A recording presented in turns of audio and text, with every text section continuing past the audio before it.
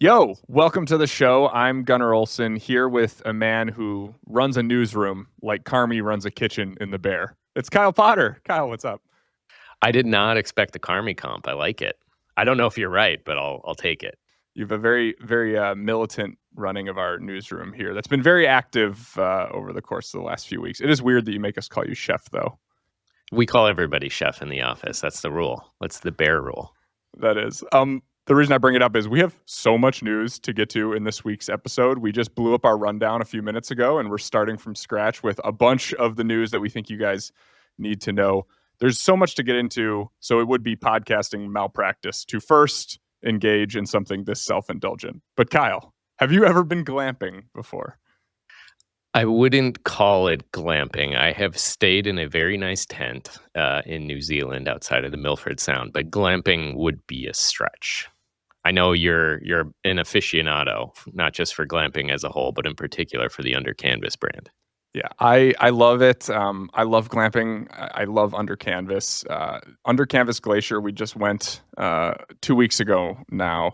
And yeah, Kyle, I tried something called traveling. I'm a host of a travel podcast, so I decided I'd start to travel again. Wow. Yeah, it's fun. Really good. More people should Might talk do it about more. We'll see. We went to Under Canvas Glacier, which is just outside of Glacier National Park. We flew to Kalispell and drove up to Under Canvas there. It is like just a really special place and an incredible way to stay near the national parks, these Under Canvas brands. And now you can book them with Hyatt points because they're part of this Mr. and Mrs. Smith group. Bookable with Hyatt points. It's a flexible rate. So sometimes you're getting a horrible value for your Hyatt points when you book them. Sometimes you're getting a pretty good value depending on what kind of tent you want. But I used Hyatt points to book Under Canvas Glacier for the first time. It has been and always will be my favorite hotel in the world because I do have quite a bit of a bias towards it. I did get married there. So there's that small detail about your love for it. However, they have never given me a discount on anything. I have paid full ass price every single time I've gone to Under Canvas Glacier. So there's no, they haven't bought my favor here in any way. I just love the place so much. And it's just a cool way to use Hyatt points. I highly recommend you look. If you want to get one of the tents with bathrooms, they have like these very cool like pull string showers and running water, hot water and running toilets and everything. Those are going to be like 38,000 Hyatt points a night. So again, you could do a lot better than living in a tent for that many Hyatt points. But I love them. You can get the really cheap ones. The really cheap tents are the safari tents for like 25,000 points a night, and you have shared bathrooms with those. But it's just such a cool experience to be staying out in the mountains and in the wilderness there Under Canvas Glacier. It's a really fun experience. I love it. So thanks for letting me indulge myself with a review of my favorite hotel in the world. Well, if nothing else, you've got me thinking about Under Canvas Moab. One of my favorite trips of all time was almost a decade ago now when my wife and I did the Big Five parks in Utah, and we stayed at some pretty crappy motels. I'm not above a crappy cheap motel. I stay in plenty of them. These were some of the crappiest. And, to do a do-over of that trip and retread the ground of, going to places like Zion and Bryce Canyon and Canyonlands and Arches and spend some time in Moab at Under Canvas Moab. That's going to be on my list. Whether I use Hyatt points or not, I'm not sure. I probably don't even have enough of them to use them. But you've certainly turned, I think, everybody in the office on to just how special Under Canvas is. Yeah, if you're at all interested in glamping, go check out all their locations. They have one at Acadia in Maine that's right on the ocean too. They have one at Great Smoky Mountains in Tennessee that's supposed to be pretty epic. And if you have kiddos, go to the Mount Rushmore one. I heard that one is really cool too. So just a big endorsement of Under Canvas and what that experience is. That's a really cool way to travel and very unique way to use your Hyatt points if you have them. All right. Today on the show, we have so much news that we're actually ditching the usual format. There's no hot, there's no cold, there's no extra mile. We're tackling 10 important news stories from the beginning of the travel journey to the end. We're going to start with good news from Global Entry. We're going to talk about some loyalty program changes, why you might be overpaying for your Uber ride to the airport, what overcrowded lounge is getting a facelift, why you maybe shouldn't take an upgrade offer in your airline app to get into first class. And then, if we have time, Kyle's going to share his famous one-pan spicy sausage orzo recipe that some are calling irresistible. Strap in, y'all. All that and more. Welcome back to the Thrifty Traveler Podcast.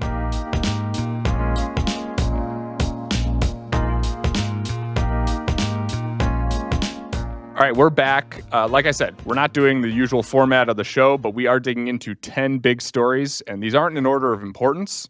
These are going to be in order of the travel journey, is how we've decided to rank these here, okay? I will say in advance, we stretched a little bit to justify the placement of some of these, but we're going to make it work. Stretching the format today. All right, this section, this category, we're calling travel prep, okay? And Global Entry, Kyle, is one of our favorite travel tools out there. It's from the government's Trusted Traveler program that created TSA PreCheck. Global Entry gets you TSA PreCheck, but then on the way back from your trip abroad, lets you skip the line for U.S. Customs and Immigration. The whole reentry process takes like 2 minutes max, and most of the time I barely have to break stride when I reenter the country. The last few times through Global Entry, I have literally not stopped walking. It's incredible. Yeah, it makes you feel like you've entered a travel experience that is super luxurious when you're on the ground. Or just humane. Yeah, exactly. It's $120 for a 5-year membership to Global Entry, but many top-tier credit cards will give you a statement credit to cover that cost. Even if you pay out of pocket, I've made it worth it so many times. I just set up Global Entry for my newborn, and from application to interview, the entire process took 5 days. We had the Global Entry card in our mailbox on the 7th day, which is crazy. When I mentioned that offhand to you, you started digging. What'd you find? Well, I found that it is easier than any time, not just in recent memory, but at least within the last 5 years, to get a Global Entry interview appointment at some of the major airports across the country.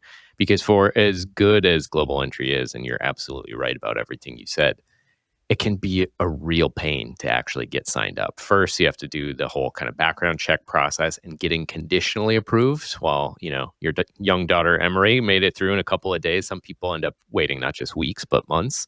And then after that, you need to find an in-person interview to actually finalize your enrollment. And that has just really kind of been torture for the last few years, if not a little bit longer, to the point where it's given rise to all of these paid tools where you pay $20, $25, in some cases even more. Some do it for free, but services that will scrape the internet and alert you when there are appointments available at the airports where you're looking to hopefully get in and get your interview scheduled.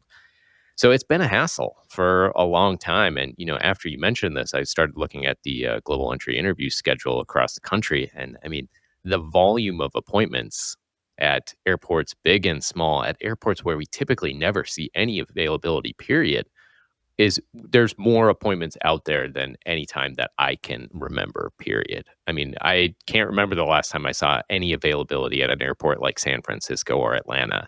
And those had widespread appointments available yet this month, next month, through the fall. I mean, the same thing basically from coast to coast at all of the major, hubs across the country. Yeah, when Emery got conditional approval, I went to look at when the next time we could possibly get her in for an interview was, and they offered us the same day at 2:00. I think she got approved at 1:00. It was just wide open. Like, come on in whenever you want. Yeah, and that is, I mean, especially at our home airport of Minneapolis, it is not impossible to find an appointment, but in a lot of cases, in years past, you would be scheduling out 3-4 months, and to have, basically your pick of the litter for that day, that week, later that month, that is unusual. So I don't know. It kind of says to me that maybe the appetite for services like Global Entry is following the trend that we've been talking about of just travel demand really starting to slow down, and that for much of the last 4 or 5 years, there's just been more applications than the federal government could really handle. And maybe that story has turned.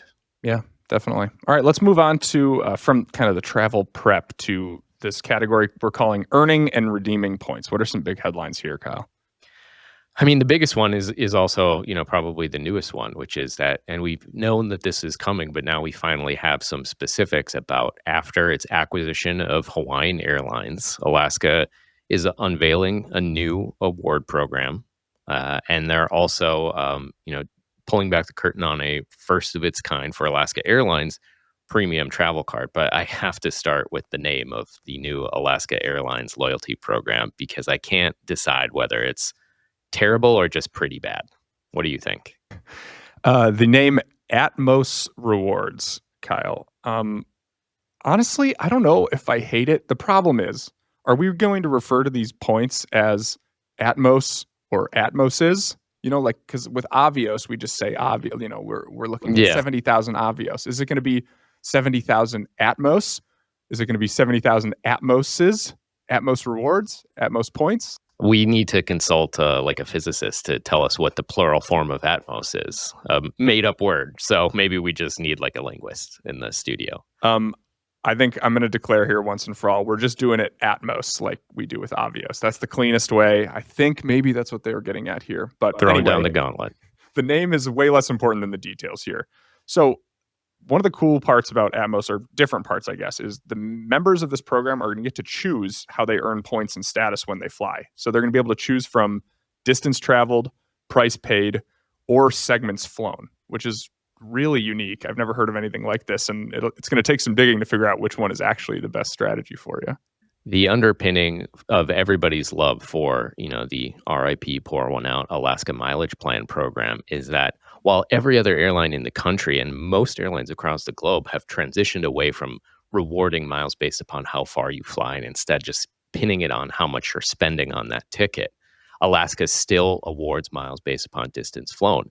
And so it's honestly shocking that they're not going away from this altogether. I agree. It is going to take some work, and maybe it's a little bit of an annoyance to figure out exactly which system you should use, if you should get miles and status credits based upon distance versus amount spent versus segments flown.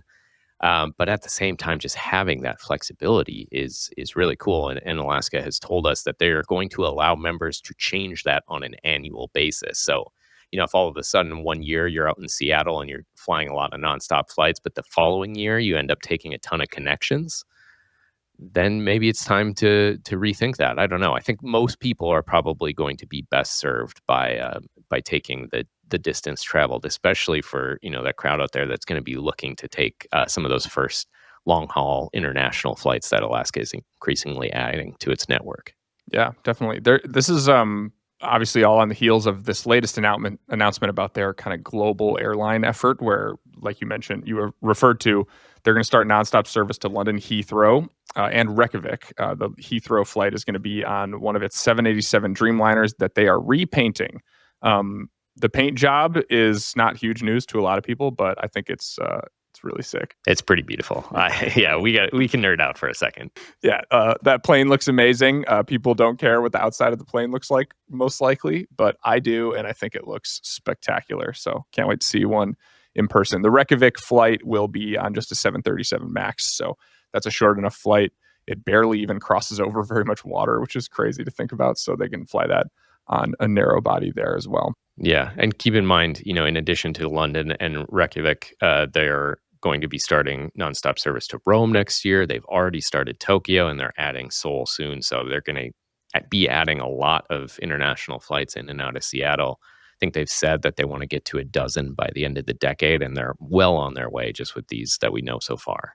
Yeah, good for them. And for all the Delta flyers in Seattle, look for some awesome deals coming your way in the next few years. Oh, it's going to be a bloodbath in Seattle in the best way possible. Seattle is a tough airport for especially international flight deals. You can occasionally get something good over to Asia, Europe less so, but with Alaska really growing and going head to head with Delta for Seattle domination, which Alaska really does hold that crown on everything except for the long haul international stuff. So this is going to be really fun. I'm jealous of the people out in Seattle. Yeah, how low can it go? We are going to find out in the Pacific Northwest soon here.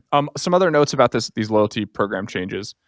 One of your mileage plan miles or your Hawaiian miles is going to turn into an Atmos point. One Atmos. Yeah, one Atmos. We got to get this going, people, for the sake of my writing and podcasting. They are saying the value of your points does not change. Your points do not expire. Whether or not there is, potentially down the line a devaluation coming is probably fodder for another episode, but they are saying the value of your point will not change. Sure. Yeah. All right. Let's just say that this is coming on the heels of far too many people out there turning their Amex points into Hawaiian miles in order to turn them into Alaska miles, an opportunity that ended in the summer of 2025, a couple of months ago now. And one of the other big headline items here is that Alaska is introducing a new premium travel credit card with a 100,000-mile sign-up bonus after spending $6,000 in the first 3 months of card membership. So there's going to be a lot of miles out there, and you really just have to think of any mileage program as responding the same way that money does to inflation. The more miles that are out there, the more likely it is that an airline is eventually going to increase award rates or make negative changes. So there's a lot to love in this whole batch of announcements that Alaska has made, but there's also definitely some warning signs. Yeah. That credit card is a marketing team Mad Lib. The Atmos Rewards Summit Visa Infinite Card. Summit, the top, I believe, is what they're going for here. I guess so. Yeah. So that card will have some interesting features with it, some extra perks. Alaska Lounge passes, not Alaska Lounge access, which is pretty interesting. That they're kind of doing away with this unlimited access with a premium credit card thing. They're just going to give you some allotments, which is fairly new in the industry. Tell me about this offer for signing up. Yeah, I mean, like I said, a big piece of the reason why people love Alaska miles is because how much easier they are to earn by flying. The other piece is just that the redemption rates are just so reasonable. They have so many great airline partners, everything from American Airlines and being able to fly that short haul for as low as like 5,000, even 4,500 miles each way. Global airline partners like Aer Lingus, where you can fly to Dublin in a business class seat, not just for 55,000 miles, but 45,000 miles each way. Starlux in Taiwan. And all of this leads to, being able to earn 100,000 miles is setting a new benchmark for Alaska. There have been good credit card offers from Alaska's kind of everyday, cheaper credit card. But this one's really good. And, I think maybe most importantly, Alaska is coming in with what is genuinely a premium travel credit card. I think you could make the argument that it's not quite as premium as what some of the other airlines like Delta and United have done. But at the same time, when it comes in at a $395 annual fee, that's really, really reasonable. And I think is going to catch the eye of a lot of loyal Alaska flyers out on the West Coast. Yeah, definitely a really good option. And it's going to be interesting to see this card kind of hit the market and how many people decide to sign up for it. All right, let's move on to a couple of quick hitters here in this section that we're calling earning and redeeming points. So one of them, back in June, Amex kind of hastily announced it would update the Platinum Card and the Business Platinum Card starting this fall. They offered no details at the time, but some of those were dug up by a Reddit user, One Casual Browser, who noticed some since deleted terms on Amex's Fine Hotels and Resorts booking page. It listed an annual $600 hotel credit split into two $300 credits per year on both of those cards. And most importantly, it noted a beginning date of September 18th, 2025. So does that, Kyle, signal an uptick in the hotel credits and a date for the card refresh? What do we think? Yeah, absolutely. I think it's both. And, there's good and bad here. And also just kind of just a hilarious element to this that, Amex rushed out to say, hey, we're going to update the Platinum Card this fall. And they did so basically the exact same day that Chase pulled back the curtain on what it's since done with the Chase Sapphire Reserve, its own premium travel credit card, which among other things included a $500 annual hotel credit split into $250 twice a year chunks. And Amex is gonna Amex, and they're Amexing at record levels with $600 split into two chunks of $300. One available, January through June, the next July through the end of the year. It's a positive because currently the Amex Platinum has a $200 hotel credit available throughout the entire year. So even if you only use one of these each half of the year, you're coming out ahead. Now, there's the annual fee topic, which has been rumored at $895 a year. So you're paying for that pretty considerably. But this isn't necessarily a bad thing. I think if anything, it's kind of a net neutral. It's going to be pretty much business as usual for most Amex Platinum card holders. I think maybe most importantly, the fact that this change was, at least when it was available online, pegged to September 18th of 2025. And that's the second time that we've seen that kind of a date attached to a benefit change on the, either the Platinum Card or the Business Platinum Card, which is also getting, for the first time ever, these hotel credits once this reported change is made. That says that this is when this is happening. So I think we can cross our fingers. We're going to get a steady drip of more leaks about what's in store. But regardless, I mean, if you have an Amex Platinum Card, mark your calendars for September 18th and see exactly what's going to happen. And if you don't, and you've been considering it, we just need to reiterate, now is the time. If you can justify that big annual fee, which is currently at $695 a year, now is the time to open that card before those changes are made, because that allows you to double dip on the benefits that the card has now, the benefits that the card gets come mid-September, all while paying a lower annual fee for the first year. Yeah, that's great advice. I'm very interested to see what the other changes to this card are going to be, because this one is one that sits in my drawer. Let's move on to another piece of news here. And Emirates just can't get in the way of good news this week. So Chase put a notice on its website that it's going to cut Emirates Skywards miles from the list of Chase transfer partners starting on October 16th. This is a really big bummer. Other programs like Citi have dropped their transfer ratios to Emirates, getting rid of the kind of 1-to-1 points transfer ratio. Citi making theirs a hilariously confusing 5-to-4 transfer ratio. Amex is going to the same next month too. So Chase just decided, like I have, that all the math isn't worth it, huh? Yeah, I think so. And you know what? Good for them. I would, at this point, I don't want to do that math of what 5-to-4 is, because I can't. That is, my brain doesn't work that way. But even if it did, Emirates has made so many negative changes to its Skywards rewards program where, even a year ago, being able to book a very reasonable 17,500 mile economy flight from JFK to Milan or from Newark to Athens with very reasonable fees. Now all of a sudden you're paying $200+ each way and almost $500 for a round trip in business class, on top of all of the other huge mileage charges and disgusting like $900 one way for a premium cabin ticket from the US to Dubai. Not only do I not want to do the math on this, and I'm glad I don't have to with Chase, but I will there's no reason to transfer points to Emirates anymore. And it just begs the question, what are you doing, Emirates?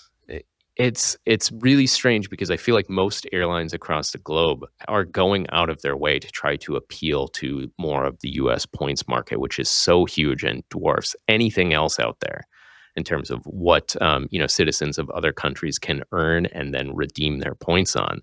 And Emirates has just apparently decided that they don't care anymore. Yeah. And that, tough news for someone who drafted Emirates number 5 in our airline loyalty program draft way back in episode, I don't even remember. Let's do a revote, huh? Yeah, let's not do a revote. You listeners, you all voted and you all named me the winner of that draft. I can't give you the benefit of the doubt for being smart listeners on that one. But I guess you couldn't see the future either. Kyle, let's go to our next story. What is the new worst way to use Delta SkyMiles? Yeah, our co-founder and coworker Nick was just booking something on Delta.com and sent us a screenshot. He's like, "Have you guys ever seen this before?" And because it's Delta, it's awful.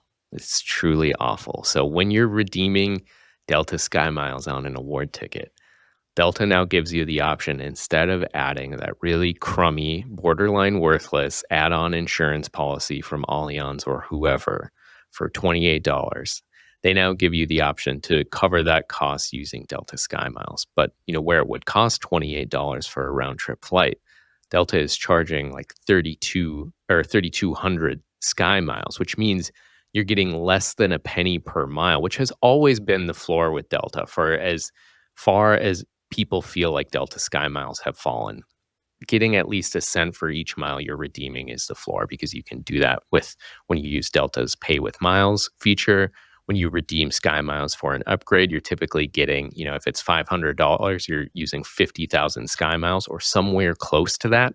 And all of a sudden you're getting way under a penny per point when you use this option. It's just really bad. And it goes to show you that Delta will do everything it can to get you to cough up your SkyMiles, and it's up to you to say, "Nah, I'm good, Delta."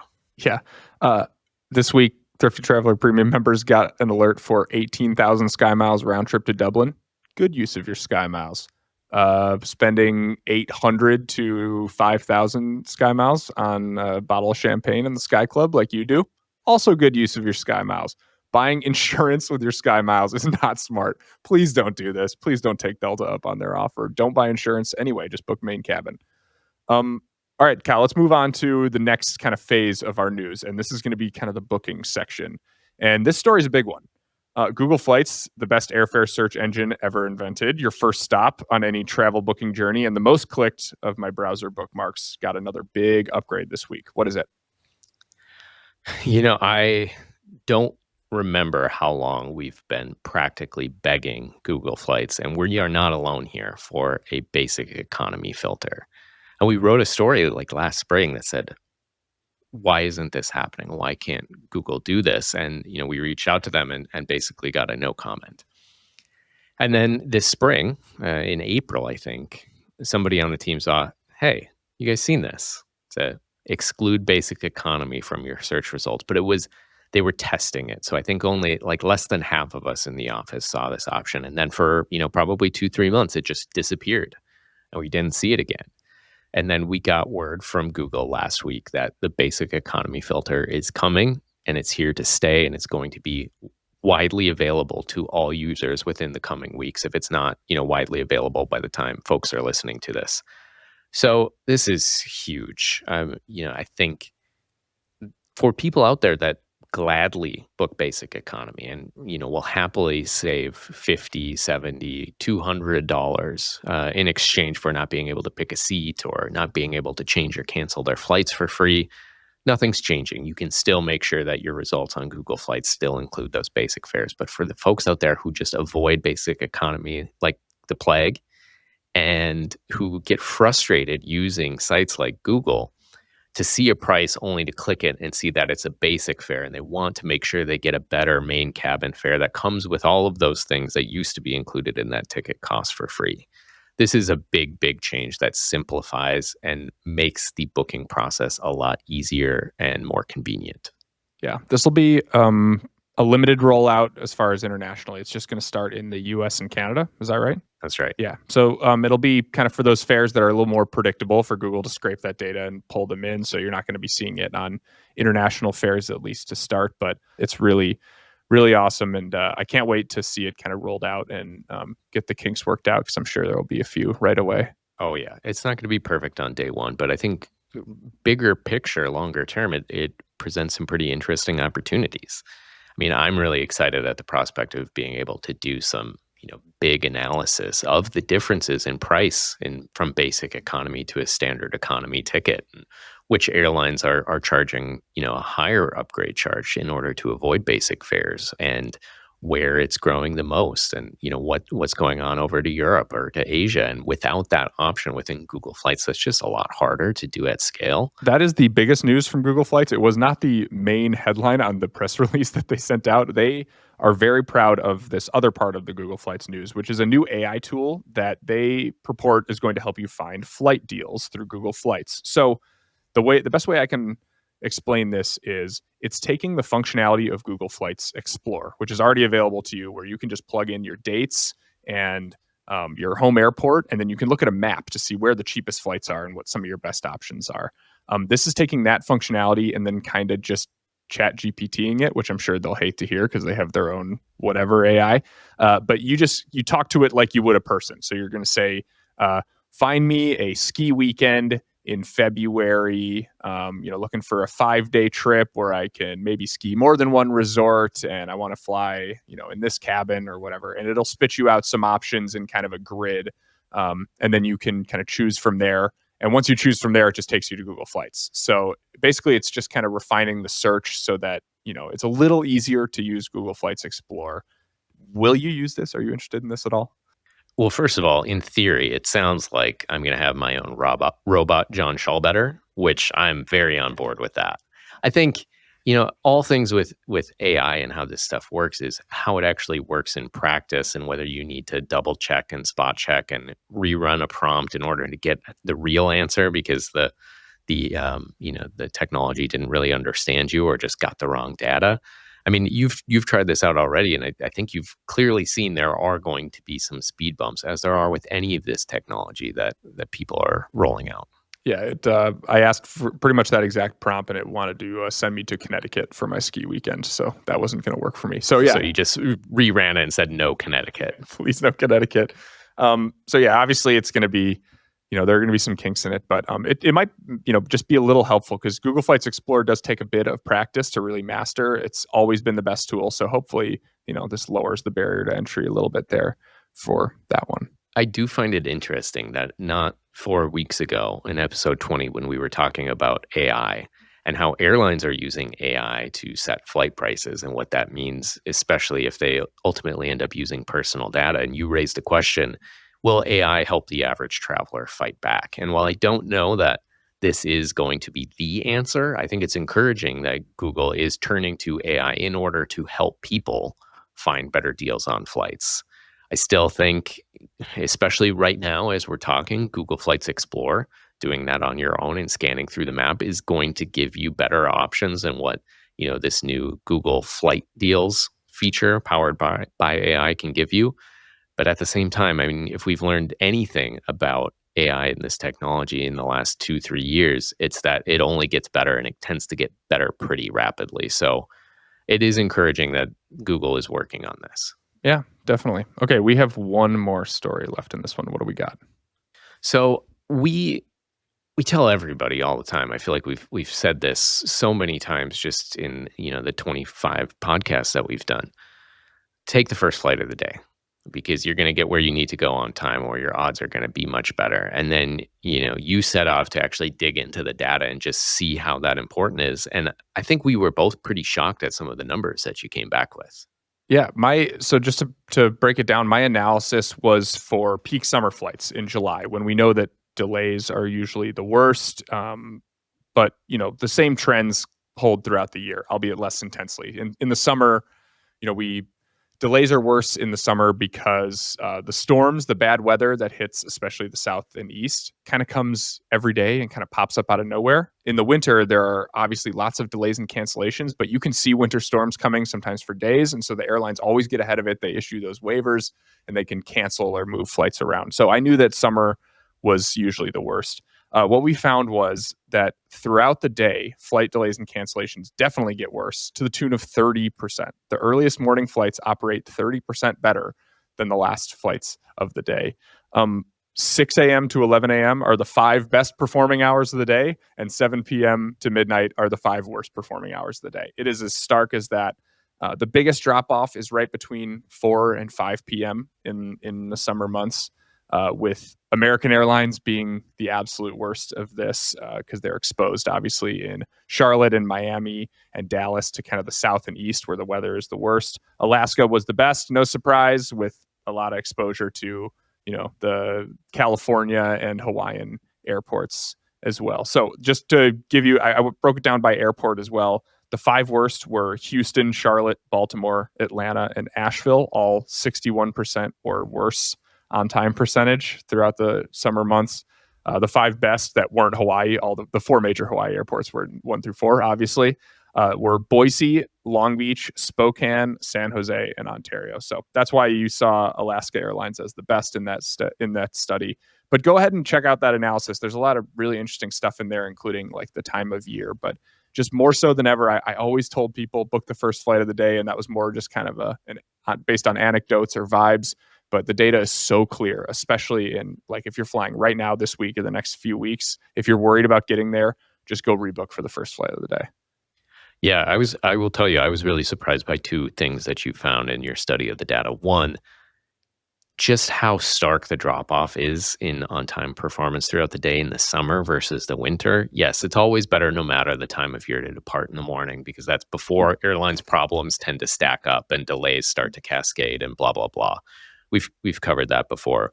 But I mean, it is night and day between summer and winter, just how bad things are. And then the other part that surprised me was just how clear the dividing line is. Basically, right around between the Rockies and the Midwest, where I'm not going to say you don't need to worry about taking that first flight of the day on the West Coast, but if it's not there, you don't need to worry about it nearly as much because they do not deal with the same kind of weather and therefore the operational problems that folks on up and down the East Coast have to deal with on a day-to-day basis in the summer.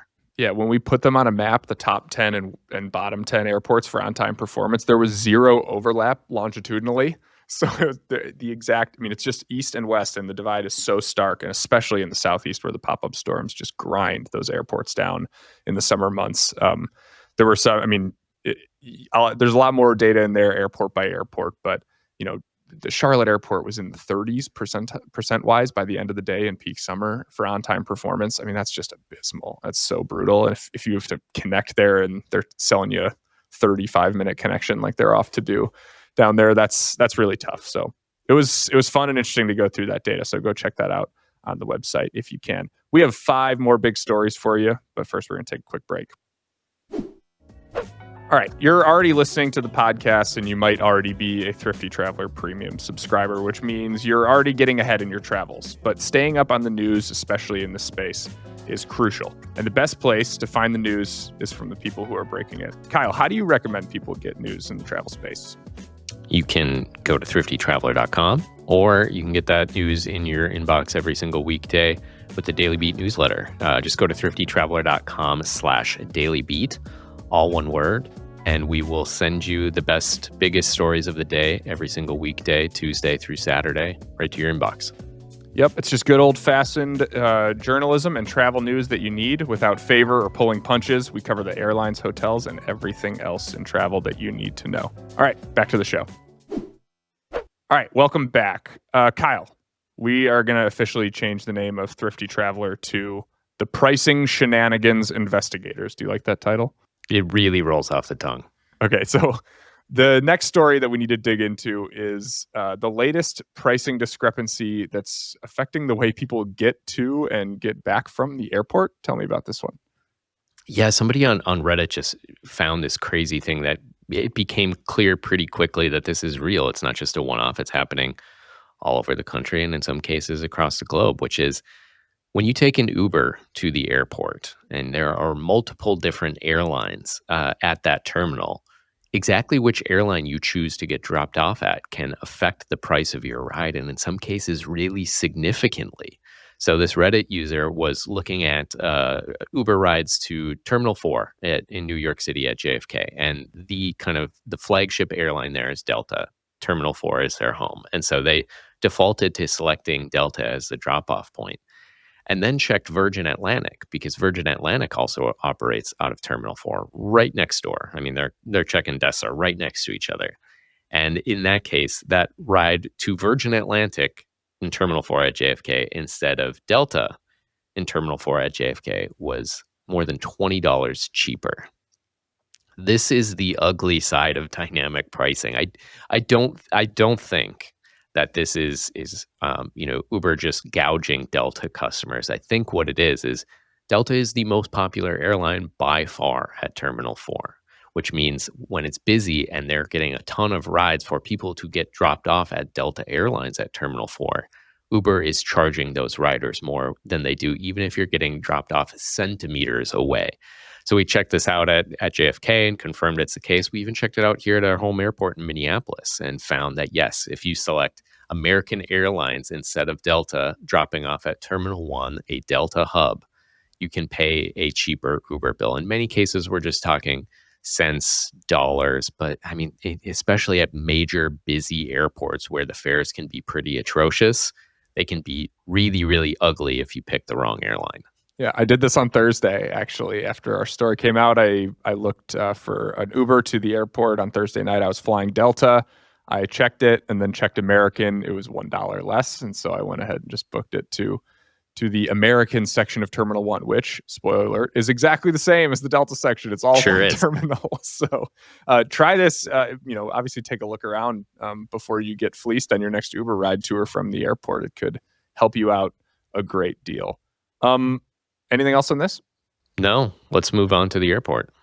Okay, so now we're at the airport and we're in the lounge. What did we find this week, Kyle?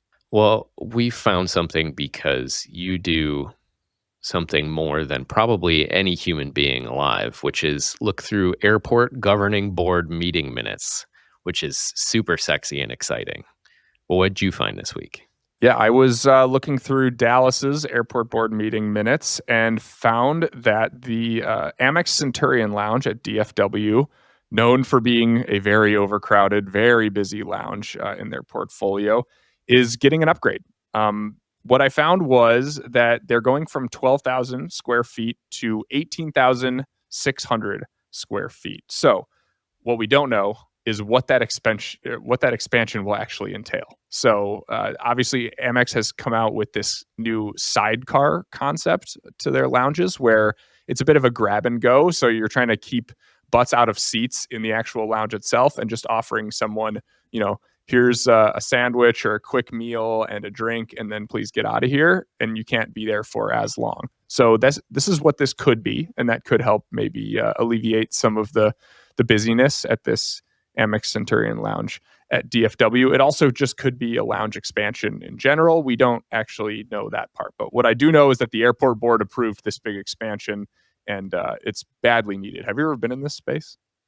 I have, but it's been a long time, precisely because of what you touched on, which is that this is, along with Las Vegas, another airport that is seeing this new sidecar concept debut early next year.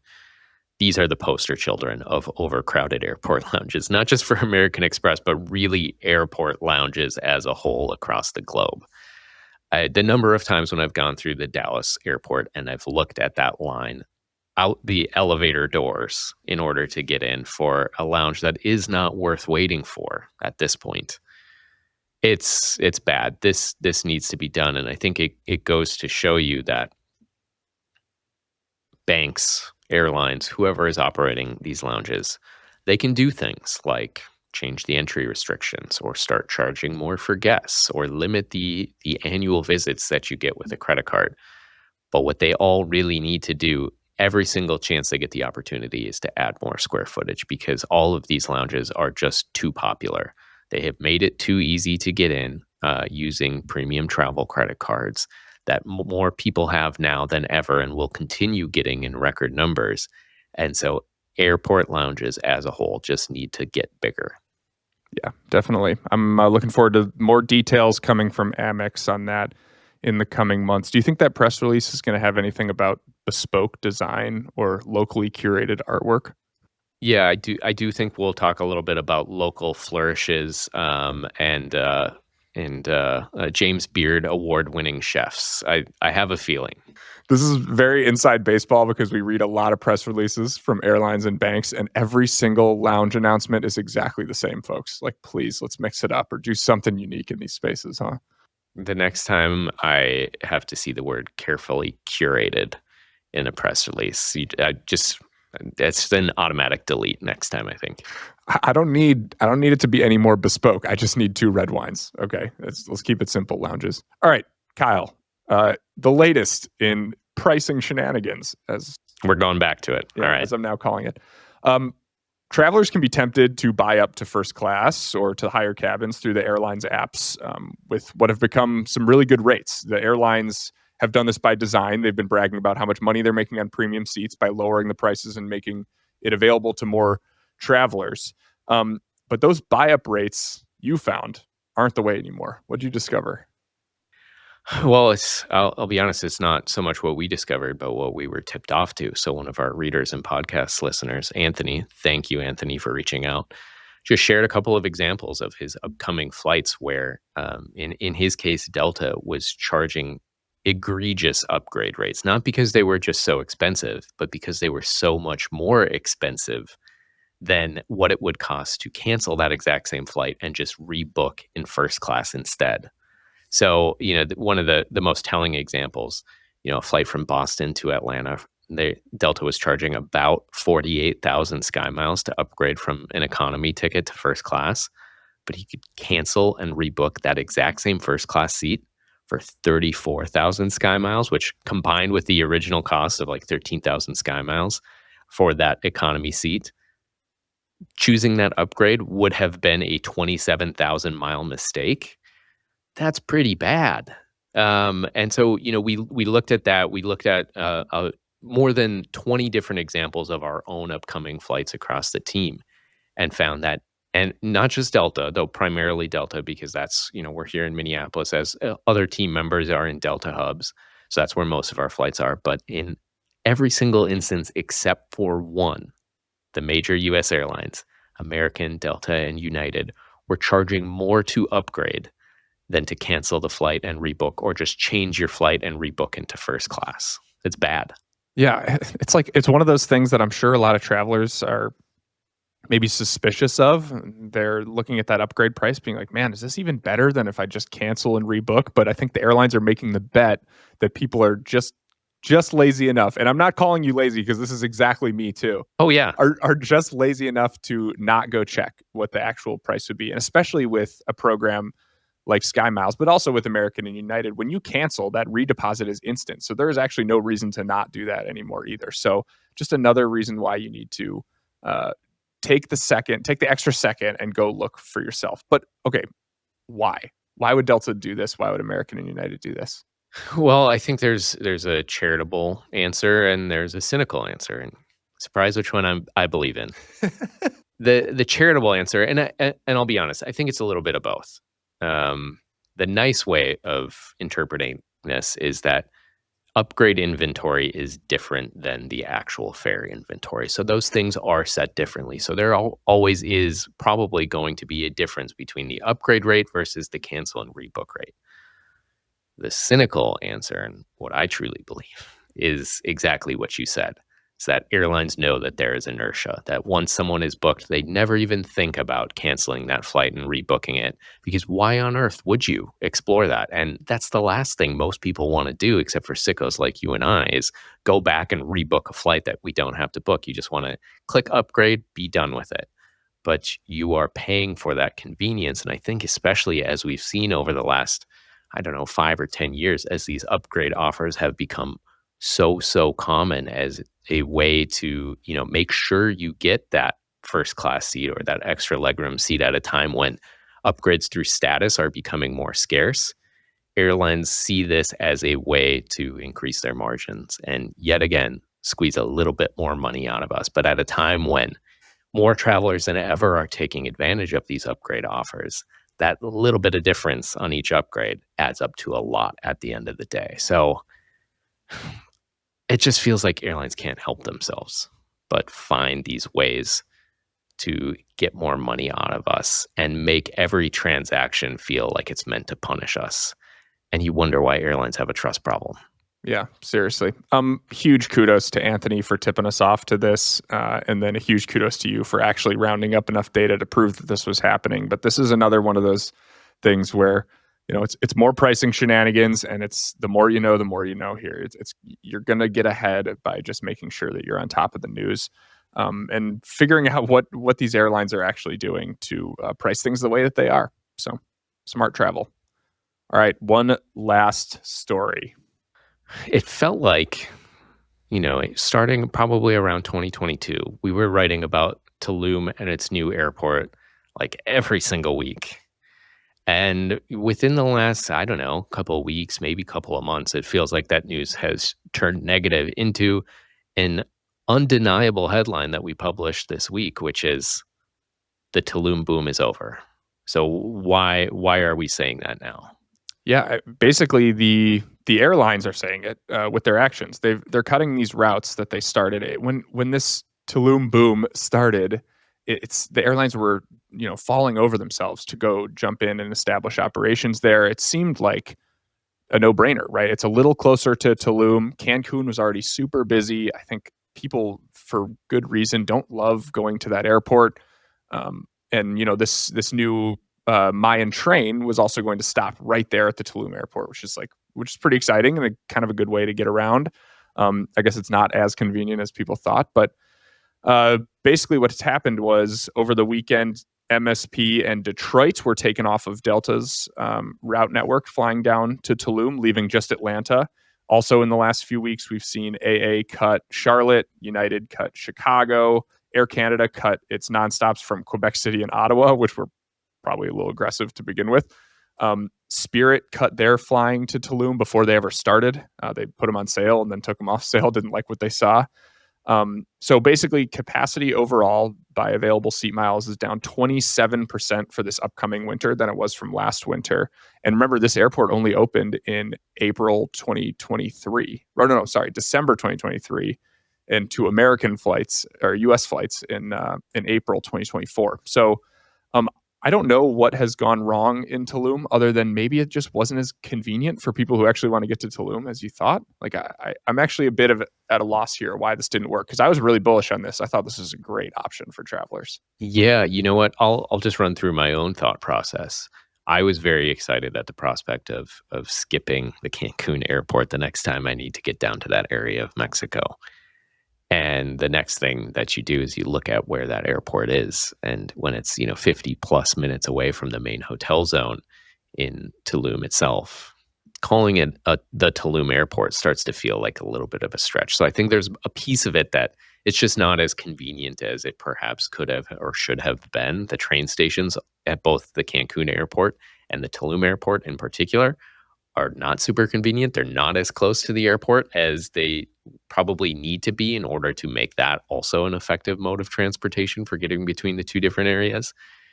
But, I do think the problem is bigger. I think it's that, and I might be going out on a limb here, that it just opened like 4 years too late. That they opened this airport as fast as they could, but the appetite for going to Tulum probably peaked pre-pandemic or very early post-pandemic. And when you only started to see nonstop flights from the US to Tulum starting in 2024, that was just too late. And that airlines really overextended because they felt like that demand was still there, but it had really shifted elsewhere. Yeah, a bit of tough timing too, because all the airlines are pulling back a little on all their capacity, especially short haul. The travel demand just isn't quite there like it was, like you said, a few years ago. So maybe some bad timing.